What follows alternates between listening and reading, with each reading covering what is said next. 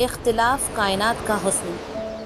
کیا آپ نے کبھی غور کیا ہے کہ اگر اس دنیا میں ہر چیز ایک جیسی ہوتی تو کیا زندگی اتنی ہی خوبصورت ہوتی؟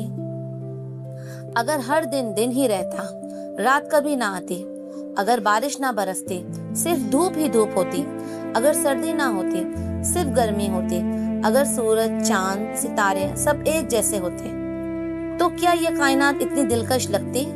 شاید نہیں، کیونکہ اختلاف ہی کائنات کا حسن ہے۔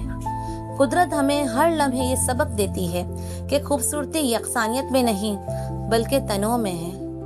دن اور رات ایک دوسرے سے مختلف ہیں لیکن دونوں ضروری ہیں۔ بارش اور دھوپ ایک جیسی نہیں مگر دونوں زندگی کا حصہ ہیں۔ موسم بدلتے ہیں، رنگ بدلتے ہیں، پھولوں کی خوشبو الگ ہوتی ہے، پرندوں کی آوازیں مختلف ہوتی ہیں، اور یہی فرق اس دنیا کو خوبصورت بناتا ہے۔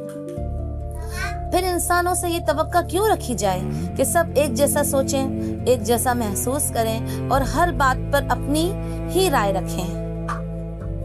اختلاف رائے فطری ہے۔ ہر انسان کا تجربہ، اس کی سوچ، اس کی تربیت اور اس کے حالات مختلف ہوتے ہیں، اسی لیے اس کی رائے بھی مختلف ہو سکتی ہے۔ اصل مسئلہ اختلاف نہیں بلکہ اختلاف کو نبھانے کا طریقہ ہے۔ جب اختلاف احترام کے ساتھ کیا جائے تو وہ نئے خیالات کو جنم دیتا ہے، سوچ کو وسعت دیتا ہے، غلطیوں کی اصلاح کرتا ہے اور ترقی کے نئے راستے کھولتا ہے۔ آج دنیا کی بہت سی ایجادات، نئی دریافتیں اور بڑے فیصلے اسی لیے ممکن ہوئے کہ کسی نے روایتی سوچ سے مختلف زاویہ اختیار کیا۔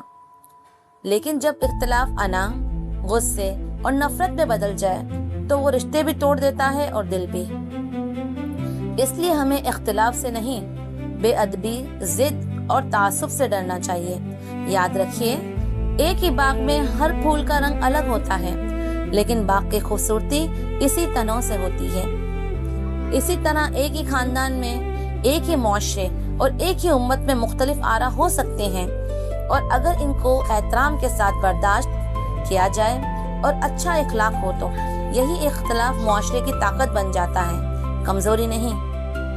آج خود سے ایک سوال کیجیے، کیا میں ہر مختلف رائے کو دشمنی سمجھتا ہوں یا اسے سیکھنے اور سمجھنے کا ایک موقع بھی مانتا ہوں؟ یاد رکھیں، اختلاف اگر احترام کے دائرے میں رہے تو یہ فاصلے نہیں بڑھاتا بلکہ نئی راہیں دکھاتا ہے، کیونکہ کائنات ہمیں یہی سکھاتی ہے کہ خوبصورتی ایک رنگ میں نہیں بلکہ مختلف رنگوں کے حسین امتزاج میں ہے۔